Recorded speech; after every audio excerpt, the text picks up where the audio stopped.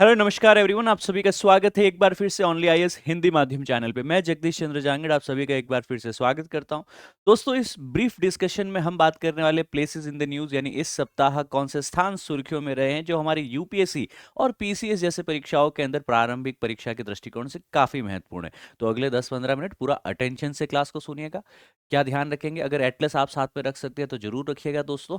और मार्क कीजिए in places को, क्योंकि यहाँ पे जो करंट अफेयर्स या जो इवेंट अनफोल्ड हो रहे हैं एग्जैक्टली चाहे वो पॉलिटिकल नेचर का हो, चाहे वो इंटरनेशनल रिलेशन या फिर कोई इम्पैक्ट नेचर से रिलेटेड भी हो सकता है। अब ये जो डिप्लोमेटिक रिलेशन में कहीं न कहीं मोदी जी विजिट करके आते हैं, कोई राजनयिक हमारे यहाँ पे आ रहा है, इन सब चीज़ों के ऊपर प्रासंगिकता के अनुरूप में प्रश्न पूछे जा सकते हैं, है ना? जैसे कहीं लैंडस्लाइड आ गई, कहीं बादल फट गया, कहीं कुछ भारत की विजिट हो रही है, कहीं कोई राजनयिक बाहर से भारत आ रहा है, तो उस देश विशेष की कुछ प्राकृतिक विशेषताएं हैं, उसकी लोकेशन है, उसके सराउंडिंग एरियाज है, इस पे प्रश्न पूछे जा सकते हैं। ठीक है ना? तो मोटा मोटा मैक्रो लेवल पे हम लोग जा रहे हैं ना, ऐसा नहीं है कि भाई एकदम ही अंदर ही घुस जाना है, उसके अंदर रट्टा नहीं मारना है।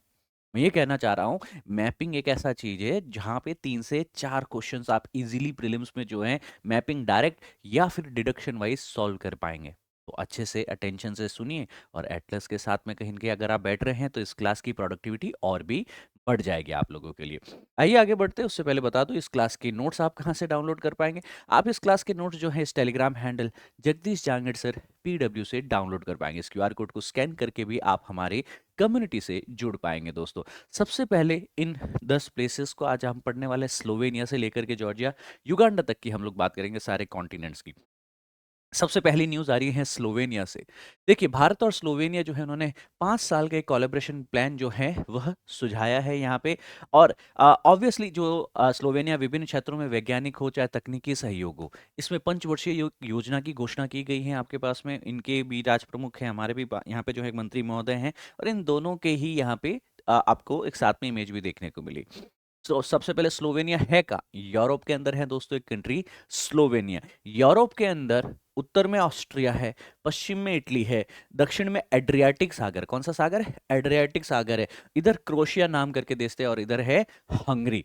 याद ये रखना है कि स्लोवेनिया के बारे में अगर आपको जानकारी पूछ ले कोई, तो आपको सीधा सीधा यह कह देना है कि यह आपके पास में कहा है मेडिटेरेनियन के भी ऊपर एड्रियाटिक सागर, इस एड्रियाटिक सागर के ऊपर देश स्थित है। क्या यहाँ पे चारों तरफ से लैंडलॉक्ड है? नहीं, इसकी थोड़ी सी कोस्ट लाइन यहाँ कॉपर के आसपास में जो है एड्रियाटिक सागर से मिलती है। किससे मिलती है दोस्तों? एड्रियाटिक सागर से मिलती है। अब यहाँ पे ये मध्य यूरोप में स्थित है। कौन कौन से कंट्री से इसकी भू सीमाएं, कहाँ से तट रेखाएं रखती है? जैसे तट रेखा यहाँ पे लगती है एड्रियाटिक में वेनिस की खाड़ी के अंदर, है ना? जैसे हिंद महासागर के अंदर कई अन्य छोटी छोटी खाड़ियां हैं, वैसे ही एड्रियाटिक सी में भी एक खाड़ी है जिसको बे ऑफ वेनिस कहा जाता है। ये वाला एरिया, ये वाला एरिया, इसको बे ऑफ वेनिस कहा जाता है, क्योंकि इसके इधर क्या है? इटली, और इटली के अंदर एक क्षेत्र विशेष है जिसको वेनिस कहा जाता है। ये आपको पता होना चाहिए। महत्वपूर्ण नदियां जो हैं सावा, द्रवा, मूरा जो है यहाँ की इंपॉर्टेंट रिवर्स है। अब सबसे ऊंचा स्थान जो अगर आप देखेंगे तो यहाँ पे एल्प्स वाला क्षेत्र, क्योंकि इटली वाले क्षेत्र में एल्प्स देखने को मिलते हैं, पहाड़ियां हैं ऑस्ट्रिया इटली वगैरह के अंदर, तो उसी का एक्सटेंशन स्लोवेनिया में भी है। यहाँ पे जूलियन एल्प्स है आपके पास में, और सेवेंजा एल्प्स आपको देखने को मिलेंगे। सबसे हाईएस्ट पीक है माउंट ट्रिंगल। क्या है? माउंट ट्रिगलव। यहाँ पे आपके पास में अगली न्यूज आ रही है कुवैत से। एक्सटर्नल अफेयर्स मिनिस्टर हमारे एस जयशंकर साहब है। एस जयशंकर साहब कुवैत के साथ में कहीं द्विपक्षीय संबंध, बायलैटरल रिलेशंस को मजबूत करने के लिए यहाँ पे उच्च सहयोग आयोग की जो है यहाँ पे स्थापना करने की बात हो रही थी। उसके ऊपर हस्ताक्षर किया गया एक समझौता ज्ञापन, जिसे एमओयू या मेमोरेंडम ऑफ अंडरस्टैंडिंग भी कहते हैं दोस्तों आपके पास में। ये एक महत्वपूर्ण डिसीजन इसलिए कहा जा रहा है कि कुवैत भी भारत की ही तरह पहले एक उपनिवेश हुआ करता था ब्रिटेन का दोस्तों आपके पास में। अब विदेश मंत्री स्तर पे हमारे विदेश मंत्री, उनके विदेश मंत्री मिल करके एक जेसीसी बनाएंगे, जॉइंट कोऑपरेटिव कॉपरेशन कमीशन यहाँ पे स्थापित किया जा रहा है। इसमें होगा क्या? व्यापार, निवेश, शिक्षा, प्रौद्योगिकी, कृषि, सुरक्षा, संस्कृति, मतलब हर क्षेत्र, हर आयाम के ऊपर हम यहाँ पे साथ में मिलके बात करने वाले। द्विपक्षीय संबंध तो बेहतर होंगे ही होंगे, कहीं न कहीं हमारे जो ऑलरेडी जो एंगेजमेंट्स हैं उनको रिव्यू किया जाएगा, है ना? जॉइंट मॉनिटरिंग हो, है ना? कॉपरेशन को एक्सपेंड करने की यहाँ पे और बात की जा सकती है। कुवैत की लोकेशन कहाँ पे है? आप देखेंगे मध्य पूर्व, मिडल ईस्ट में, आपको अरेबियन पेनिनसुला में यह लोकेटेड देखने को मिलेगा।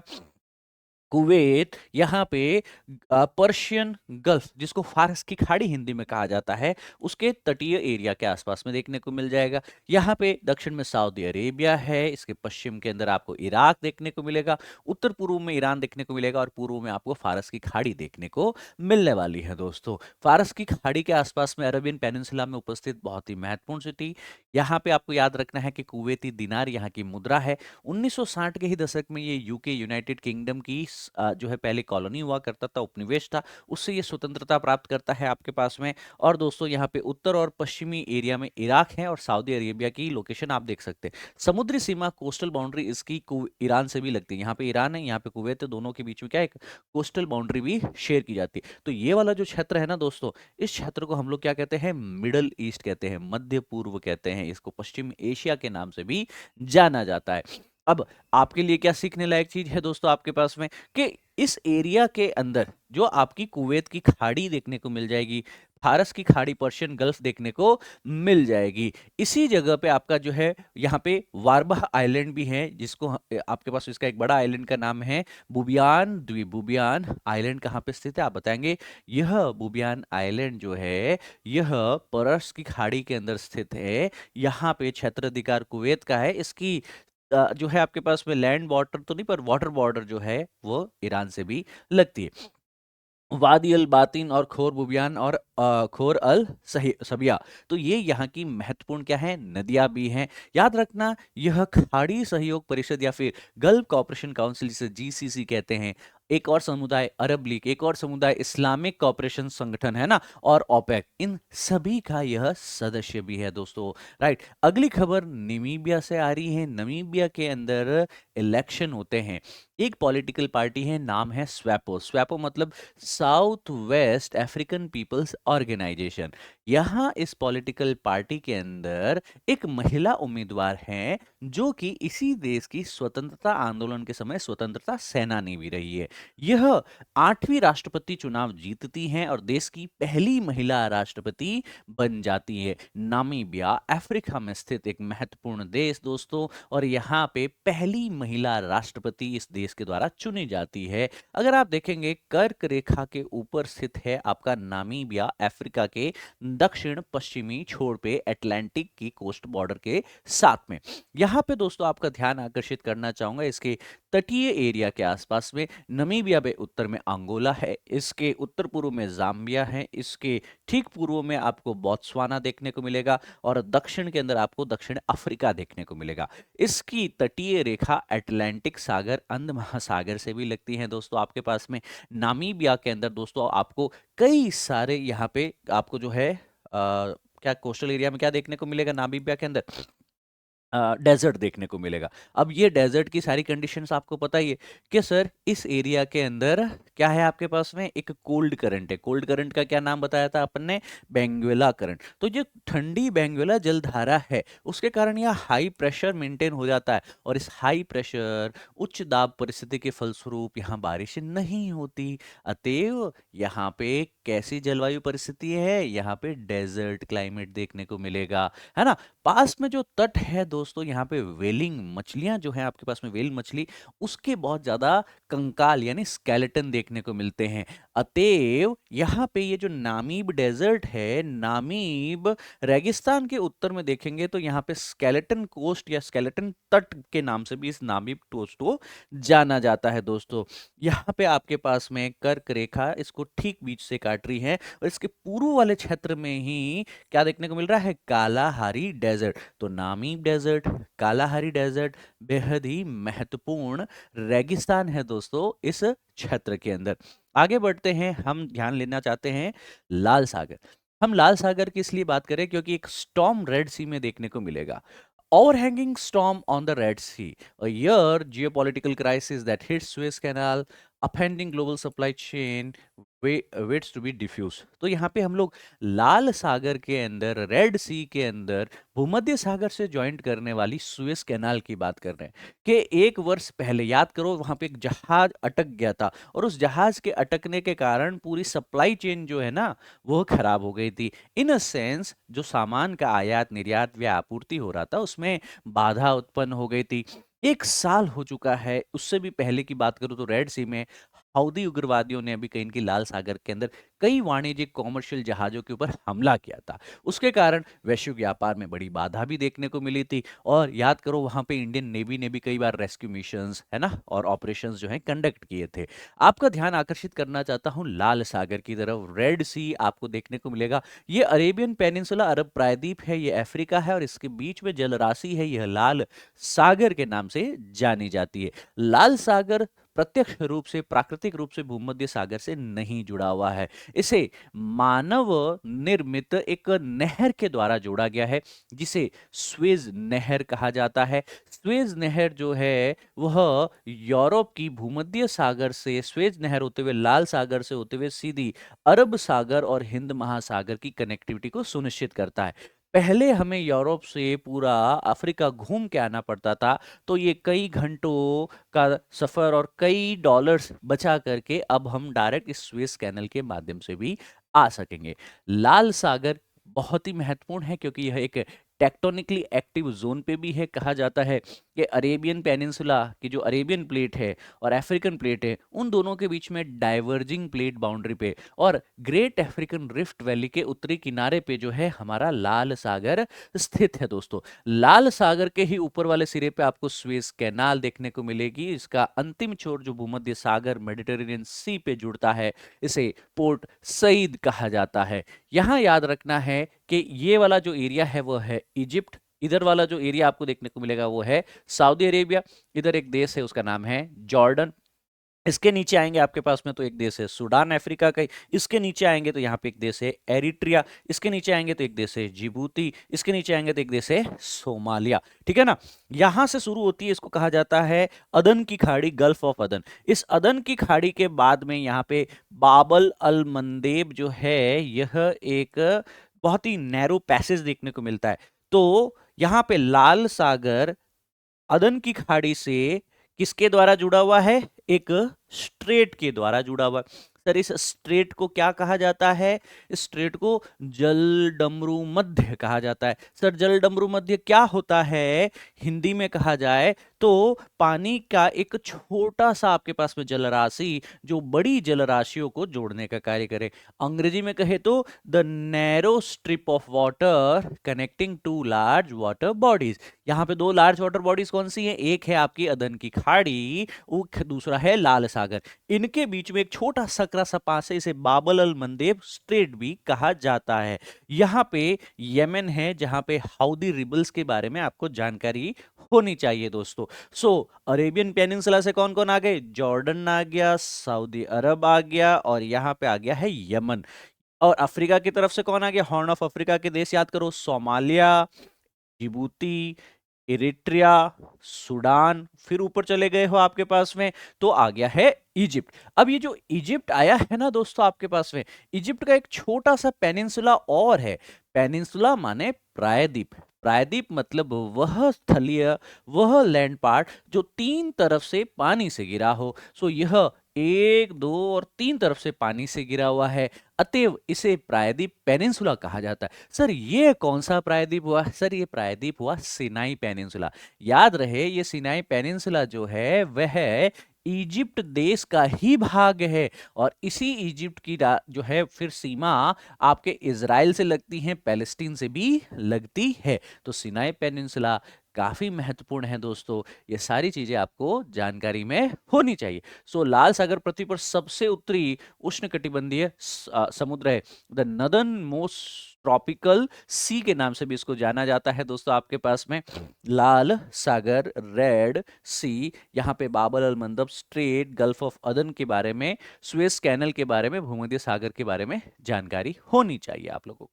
विद दिस बिंग सेड अब हम लोग थोड़ा सा आगे की जानकारी लेते हैं। सीरिया के अंदर दोस्तों पिछले हफ्ते के अंदर काफी जियोपॉलिटिकल अपहीवल देखने को मिला।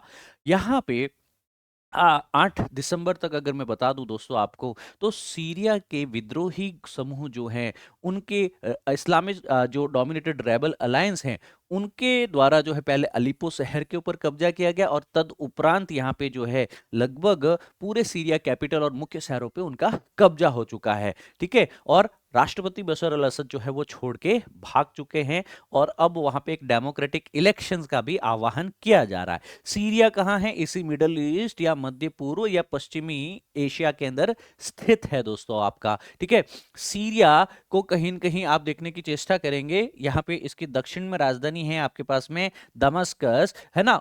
यहाँ पे पास में लेबनान देश देखने को मिल जाएगा। ऊपर अगर देखेंगे तो यहाँ पे टर्की से इसकी सीमा मिलती है। इधर देखेंगे तो इराक से भी इसकी सीमा लगती है। दक्षिण में जॉर्डन से इसकी सीमा लगती है। इधर देखेंगे तो सीरिया के पास में ये गोलान हाइट्स है। ये गोलान हाइट्स जो है वो इजराइल ने ले रखी है, तो इजराइल से भी इसकी सीमा लगती है। यहाँ पे भूमध्य सागर के साथ में यह एक तटीय सीमा भी मेंटेन रखता है। ये जानकारी आपको होनी चाहिए, परीक्षा के दृष्टिकोण से काफी महत्वपूर्ण है दोस्तों। सीरिया की जब भी हम लोग मित्रों बात करते हैं, आपके पास में राजधानी क्या है? आपके पास में दमिश्क है। ठीक है ना, यहाँ पे Turkey, Iraq, Jordan, Israel, Lebanon के साथ में इसकी थलीय सीमा है और कोस्टल बॉर्डर जो है यहाँ पे भूमध्य सागर के साथ लगती है।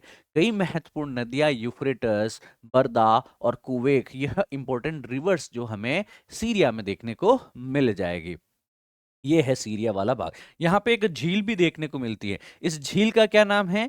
देखो, राष्ट्रपति का क्या नाम था? राष्ट्रपति साहब का नाम था आपके पास में यहाँ पे बशर, है ना, अल असद, है ना। तो यहाँ पे अल असद ही इस लेक का भी नाम है, जो किस नदी पे है? यूफ्रेटस नदी के ऊपर है ना। यूफ्रेटस नदी जो है आपके पास में आगे फिर इराक में एंटर कर जाती है, याद रखोगे इसको। यहाँ पे आपको एंटी लेबनन माउंटेन्स भी देखने को मिल जाएगी, है ना। तो लेबनन माउंटेन्स जो हैं यहाँ पे लेबनन देश में भी है, आगे आपको एंटी लेबनन माउंटेन्स भी देखने को मिलती है। तदुपरांत यहाँ पे जियोपॉलिटिकल अपहीवल जो है, धीरे धीरे आप करंट पे भी पढ़ेंगे।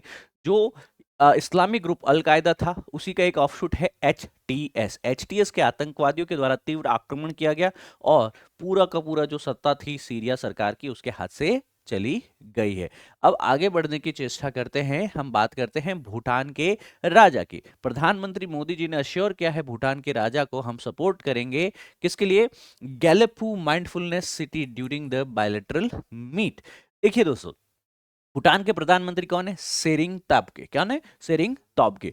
यहाँ पे ये गैलुफो माइंडफुलनेस सिटी के लिए एक प्रमुख कार्बन जीरो, शून्य कार्बन परियोजना बताया था। एक स्थायी सहकारी पहल के रूप में इसे विकास का समर्थन करने के लिए भारत को धन्यवाद दिया। मतलब इंडिया ने ही कहीं न कहीं जो है इस ग्लोबल कोऑपरेटिव कॉन्फ्रेंस के अंतर्गत जो है, जो पहली यहाँ पे मोदी जी के द्वारा इनॉग्रेट की गई थी, इसमें बताया गया कि हम एक कोऑपरेटिव मूवमेंट के तहत एक नया शहर बसाएंगे। इसको नाम दिया है गैलेफू शहर। इस गैलेफू शहर को कहाँ बसाया जा रहा है? आपके पास में भूटान में। माइंडफुलनेस, देखो ये एक ऐसा देश है जो माइंडफुलनेस की बात करता है, हैप्पीनेस इंडेक्स की बात करता है कि नहीं है? बहुत ही अच्छे से सिंबल्स है, हमारे देश के लिए बहुत ही अच्छी चीज है आपके पास में। तो गैलीफू माइंडफुलनेस सिटी जो है वो असम की सीमा से सटे दक्षिणी भूटान के अंदर जो है लगने वाली 2500 स्क्वायर किलोमीटर में ये फैला होगा। लक्ष्य ये है कि इसको जीरो कार्बन स्मार्ट शहर बनाया जाएगा, जिसमें माइंडफुलनेस, स्थिरता और सद्भाव पे सबसे ज्यादा जोर दिया जाएगा। याद रखना, ये भूटान है, भूटान के ऊपर चीन प्रशासित तिब्बत वाला क्षेत्र है आपके पास में, और फिर है आपका सिक्किम जो हमारा ही एक राज्य है। डोकलाम इसके ट्राई जंक्शन पे है, आपको याद होना चाहिए। वर्ष 1718 के आसपास डोकलाम क्राइसिस भी देखने को मिली थी। इसके दक्षिण में अगर आप चले जाएंगे भूटान में, तो आपको असम देखने को मिल जाएगा। असम जो है वहां से ब्रह्मपुत्र नदी देखने को मिल जाएगी। कोकराझार असम में महत्वपूर्ण शहर, वहां से उसके उत्तर में जाएंगे तो आपको भूटान में गैलेफू भी देखने को मिल जाएगा। और गैलीफू में ही यह माइंडफुलनेस सिटी डेवलप करने की बात हो रही है। इसमें निवेश और इंफ्रास्ट्रक्चर के लिए भारत जो है स्ट्रेटेजिक सहयोग करेगा। संबंध ऑब्वियसली भूटान के साथ बहुत ही बेहतर है हमारे पास में, है ना। तो एक सहकारी यानी कोऑपरेटिव परियोजना के रूप में इसको देखा जा रहा है। सर, सहकारी परियोजनाएं क्या होती हैं? या एक मालिक नहीं है, यहाँ पे कलेक्टिव ओनरशिप की बात की जाती है, जैसे कि अमूल है ना, आनंद मिल्क यूनियन लिमिटेड। इस प्रकार यह काफी महत्वपूर्ण हो गया है भूटान हम सभी के लिए दोस्तों। ठीक है, ये रहा आपका भूटान, उत्तर पूर्व भारत में किंगडम ऑफ भूटान। राजधानी है इसकी थिम्पू। राजधानी क्या है दोस्तों? थिम्पू राजधानी है, राइट। That's it. इसके आगे थोड़ा सा चलने की चेष्टा करते हैं तंजानिया की। देखिए, तीसरा भारत और तंजानिया का जॉइंट डिफेंस कोऑपरेशन कमेटी जो है वह गोवा के अंदर होने वाली है, और हमारे बायलैटरल टाइज जो है वो और बेहतर होंगे उससे, द्विपक्षीय संबंधों में और विस्तार होगा। तीसरी यहाँ पे संयुक्त रक्षा सहयोग समिति जो है भारत तंजानिया की, उसकी बैठक आयोजित की जाती है। तंजानिया कहाँ है? भूमध्य रेखा के नीचे अफ्रीका के अंदर यह देश देखने को मिल जाएगा आपका। देश का नाम क्या है आपका? तंजानिया। देश का नाम क्या है आपका? तंजानिया। अब तंजानिया के ऊपर में कौन सा है देश? केन्या। पास में है उगांडा। बॉर्डर किसे लगती है? Lake Victoria. यहाँ है रवांडा, छोटा सा बुरुंडी। फिर इधर है लेक तंगानिका। कौन सी? लेक तंगानिका। इधर है बॉर्डर लगती है कॉन्गो से, इधर लगती है जाम्बिया से। दक्षिण में है मालावी देश, और यहाँ पे मालावी लेक भी है, लेक मालावी। दक्षिण में ही आपका मोजाम्बिक। तो 1 2 3 4 5 6 7 8, 8 देशों से सीमा लगती है। याद रखना कि तंजानिया जो है आपके पास में, उसकी राजधानी क्या है? दर अस सलाम। दर अस सलाम। यहाँ पे एक द्वीप भी है, जैसे हमारे अंडमान निकोबार लक्षद्वीप भारत के मुख्य भूमि से दूर है, वैसे ही तंजानिया के पास में भी एक द्वीप है, नाम है जंजीबार। क्या नाम है? जंजीबार इसका नाम है।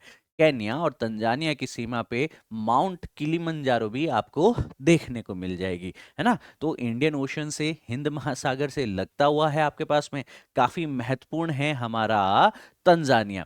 भूमध्य रेखा के ठीक दक्षिण में, पूर्वी अफ्रीका में ये स्थित है आपके पास में। आसपास कंट्रीज के बारे में आपने जानकारी ले ही ली है दोस्तों, और उष्णकटिबंधीय जलवायु ही है आपके पास में। 2 बरसात के मौसम यहाँ पे आपको देखने को मिलेंगे, लेक विक्टोरिया के दक्षिण में रहेगा आपके पास में।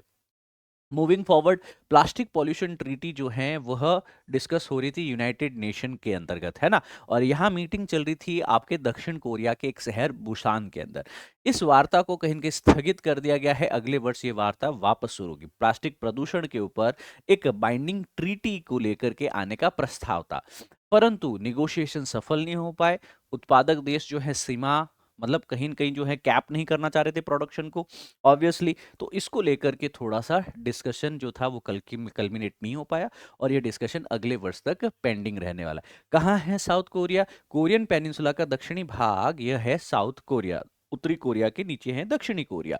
दक्षिणी कोरिया डेमोक्रेटिक है, मतलब प्रजातांत्रिक लोकतांत्रिक है, वहां पे डेमोक्रेसी देखने को मिलती है। उसी का एक शहर है बुसान। बुसान, ठीक है ना? वहां पे ये मीटिंग हो रही थी। साउथ कोरिया के एक तरफ कौन सा है? येलो सी देखने को मिलेगा। यहाँ पे कोरियन स्ट्रेट है ना, कोरियन स्ट्रेट है। तो यह स्ट्रेट ऑफ कोरिया का क्या काम है? यह स्ट्रेट ऑफ कोरिया ला अपने जो है येलो सी को सी ऑफ जापान या ईस्ट सी से कनेक्ट करती है, ठीक है सर।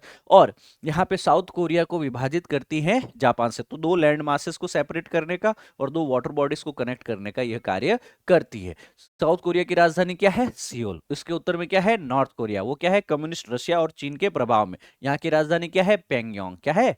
प्योंगयांग इसकी राजधानी है। इतनी सी जानकारी रखने के बाद आपको पता होना चाहिए कि दक्षिण कोरिया के अंदर दक्षिण कोरियाई वॉन जो है यहाँ की मुद्रा है दोस्तों आपके पास में। जानकारी को और बेहतर कर सकते हैं, यहाँ पे आप देखेंगे ये रहा शहर बुसान। इस शहर बुसान के अंदर जो है इनकी क्या चल रही थी? मीटिंग चल रही थी आपके पास में। काफी महत्वपूर्ण है कोरियाई जल डमरू मध्य। यह जापान का एक आइलैंड है जिसको कहा जाता है सुशिमा। जापान, ये है साउथ कोरिया, यहाँ पे है ये जापान, ग्रे कलर का। जापान का ही एक आइलैंड है सुशिमा। तो सुशिमा आइलैंड को मेन आपके दक्षिण कोरिया से ये सेपरेट करता है straight of Korea, Korean straight, Korean जल डमरू मध्य भी कहा जाता है, ठीक है। That's it. 38 डिग्री पैरेलल के बारे में कहा जाता है। 38 डिग्री पैरेलल क्या है आपके पास में?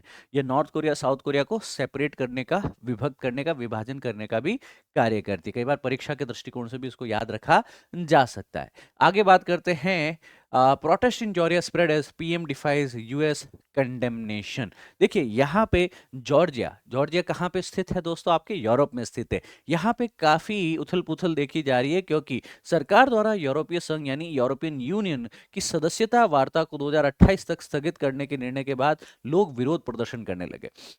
लोग चाह रहे हैं यूरोपियन यूनियन को ज्वाइन किया जाए, पर सरकार जो है वो यूरोपियन यूनियन में जाना नहीं चाहती। उन्होंने इस वार्ता को अगले 4 साल के लिए स्थगित कर दिया। जनता सड़कों पे उतर जाती है, जनता प्रदर्शन करती है। कहाँ पे है यह देश? इसकी जानकारी सबसे पहले लीजिएगा दोस्तों आप। जॉर्जिया जो है रशिया के दक्षिण में देखने को मिल जाएगा। कैस्पियन सागर के आपके पास में कैस्पियन सागर से डायरेक्ट तो कोस्ट नहीं लगता है, पर कैस्पियन सागर इसके पूर्व में। यहाँ पे जॉर्जिया की राजधानी है वो तबिलिसी है आपके पास में। दक्षिण में आर्मेनिया, अजरबैजान देखने को मिलेगा। दोनों की फाइट होती रहती है। नागोर्नो कराबाख एक रीजन है जो दोनों के बीच में संघर्षरत क्षेत्र है। टर्की से इसकी सीमा लगती है, ब्लैक सी, काला सागर से भी इसकी सीमा लगती है। सो यहाँ पे है आपका जॉर्जिया। क्या है दोस्तों आपके पास में? ब्रेक अवे है, रशिया का ही जो ब्रेक अवे पार्ट है वो है जॉर्जिया। यूएसएसआर का, रशिया का तो नहीं, सोवियत संघ का कहा जा सकता है। उत्तर में है रशिया। और अभी भी यहाँ पे साउथ ऑसेटिया है आपके पास में, अब्खाज़िया एरिया है ना? तो ये वाले एरियाज क्या है, अभी भी कंटेस्टेड है। ये एरिया में अभी भी संघर्ष देखने को मिलता है। साउथ में टर्की है, आर्मेनिया है और अजरबैजान। अजरबैजान और आर्मेनिया आपस में वैसे ही लड़ते रहते हैं बेचारे। अब यहाँ पे तबिलिसी जो है इसकी राजधानी है। रूस, अजरबैजान, आर्मेनिया, तुर्की और काला सागर से इसकी सीमा लगती है दोस्तों आपके पास में। और दो माउंटेन रेंजेस कहा जाता है, कॉकेसस माउंटेन और फिर लेसर कॉकेसस माउंटेन के बीच में ये जॉर्जिया आपको देखने को मिलेगा। पूरा नदी इसकी प्रमुख नदी भी है आपके पास में। पूरा नदी इसकी प्रमुख नदी है। सेकंड जो आपके पास में यूरोपीय, अब जैसे यूरोपियन यूनियन को ज्वाइन करने की बात करें, यूरोपियन यूनियन भी पता होना चाहिए फिर आपको। सेकंड वर्ल्ड वॉर जब खत्म हुआ था ना आपके पास में, तो शांति और आर्थिक सहयोग को सुनिश्चित करने के लिए जो है यूरोप में एक यूनियन की स्थापना की गई, यूरोपीय संघ की स्थापना की गई, यूरोपियन यूनियन की। यहाँ पे मैस्ट्रिच संधि या मैस्ट्रिच ट्रीटी कहा जाता है 1993। उसके बाद में जो है यूरोपियन यूनियन को औपचारिक रूप या फॉर्मल जो है रूप दे दिया गया। अभी जो आप यहाँ पे मैप देख रहे हैं उसमें जो कलर्ड कंट्रीज है, ये सभी कहीं न कहीं पार्ट है यूरोपियन यूनियन का। अभी हमारा जॉर्जिया की जो दोस्तों हम लोग बात कर रहे हैं, वह जॉर्जिया हाल तक यह ज्वाइन नहीं कर पाया। Georgia is not yet European union का मेंबर। जनता चाहती है, प्रेशर ग्रुप चाहते हैं, सरकार मना कर रही है आपके पास में। तो 27 देश ऑलरेडी यूरोपियन यूनियन के अंतर्गत हैं। ऑस्ट्रेलिया से लेकर के स्वीडन जैसे देश भी आपको यहाँ पे देखने को मिल जाएगा, जिन्होंने अलग अलग समय पे जो है यह ऑस्ट्रेलियन यूरोपियन यूनियन को ज्वाइन किया है। अब याद रखने योग्य चीजें क्या क्या है आपके पास में कि सर अभी तक जॉर्जिया इसका पार्ट नहीं, पर जॉर्जिया की लोकेशन इंपॉर्टेंट हो जाती है। ठीक है, आगे बढ़ते हैं, हम बात करते हैं युगांडा की। युगांडा में जो है डेथ टोल बढ़ जाता है, लैंडस्लाइड होती है और 20 से ज्यादा लोग यहाँ पे मर जाते हैं आपके पास में। कैजुअलिटी हो जाती है भूस्खलन के कारण, भारी बारिश के कारण। पूर्वी युगांडा के अंदर एक भूस्खलन आता है दोस्तों, 20 लोगों की मौत हो गई, 750 लोग यहाँ से विस्थापित हो जाते हैं, 125 घर नष्ट हो जाते हैं। इस लैंडस्लाइड के बाद में युगांडा की लोकेशन जानना जरूरी है। इक्वेटर के आसपास में, इक्वेटर के उत्तर में ही कहीं न कहीं आपका युगांडा देश देखने को मिल जाएगा दोस्तों, जो कि अफ्रीका में स्थित है। तदुपरांत हमने लेक विक्टोरिया और तंजानिया की भी जानकारी ली। लेक विक्टोरिया के ये उत्तर में ही है युगांडा, है ना? याद करो चतुर का डायलॉग, थ्री इडियट वाला, born and bought up in Uganda. So उत्तर में आपको दक्षिणी सूडान है, पूर्व में आपको केन्या है, दक्षिण में लेक विक्टोरिया देखने को मिल जाएगी। यहाँ रवांडा है और फिर है आपके पास में डीआरसी यानी डेमोक्रेटिक रिपब्लिक ऑफ कॉन्गो। इसको डॉक्टर कॉन्गो मत पढ़ लेना, डेमोक्रेटिक रिपब्लिक, लोकतांत्रिक गणराज्य कॉन्गो, है ना? ऊपर में दक्षिणी सूडान।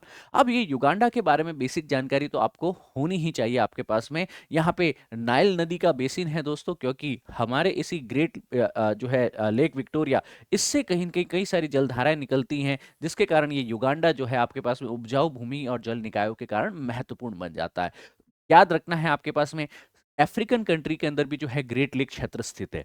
ये उन्हीं ग्रेट लेक क्षेत्र के आसपास में देखने को मिलने वाला है आपके पास में। मूविंग फॉरवर्ड, यहाँ पे है लेक एल्बर्ट, यहाँ पे है लेक एडवर्ड, यहाँ आओगे तो लेक विक्टोरिया देखने को मिल जाएगी आपके पास में, ठीक है ना? और इसके पूर्व में, लेक एल्बर्ट के पूर्व में है लेक क्वानिया, है ना? यहाँ पे है अछवा लेक, यहाँ पे है ये एल्बर्ट नाइल, जो आगे जाकर के व्हाइट नाइल का या श्वेत नील का फॉर्म लेती है ना? लेक विक्टोरिया से विक्टोरिया नील निकलती है। यहाँ पे लेक कियोगा भी है। तो कई सारी आपके पास में जलधाराएं, कई सारी झीलें हैं। एक उपजाऊ मिट्टी और एक उपजाऊ माहौल तैयार होता है युगांडा के लिए, है ना? तो लेक विक्टोरिया अफ्रीका की सबसे बड़ी मीठे पानी की झील जो है, उसका अधिकतर हिस्सा जो है आपके पास में युगांडा के दक्षिण में देखने को मिलेगा। एक होमवर्क दे दूं, करना चाहोगे तो, है ना? एक क्वेश्चन है मेरा, इन 5 देशों को पढ़ो, लग्जमबर्ग है, माल्टा, स्विट्जरलैंड, पोलैंड एंड रोमानिया। आप देख के बताओगे कि कौन सा यूरोपियन संघ का सदस्य है। तो आपके पास में ABCD 4 ऑप्शन है, आप कमेंट करके मुझे ज़रूर बताइएगा। और इस क्लास की अगर आप PDF डाउनलोड करना चाहते हैं या और भी कोई क्वेरीज़ हैं, तो आप इस टेलीग्राम हैंडल को ज़रूर जो है मैसेज कर दीजिए। आपका नाम, आपका जो कोई क्वेरी है आप दे सकते हैं, और कंटेंट डाउनलोड करने के लिए आप इस QR कोड को स्कैन कर सकते हैं, इस नाम को सर्च कर सकते हैं, Jagdish Jahangir sir PW, Telegram पे जाके, और आप हमारा ऑफिशियल टेलीग्राम चैनल से क्लास के कंटेंट को डाउनलोड कर पाएंगे PDF की फॉर्म में भी। Thank you. जय हिंद, सर्वदा शक्तिशाली। God bless you all. I will see you again next week with yet another video of the places in the news. जय हिंद।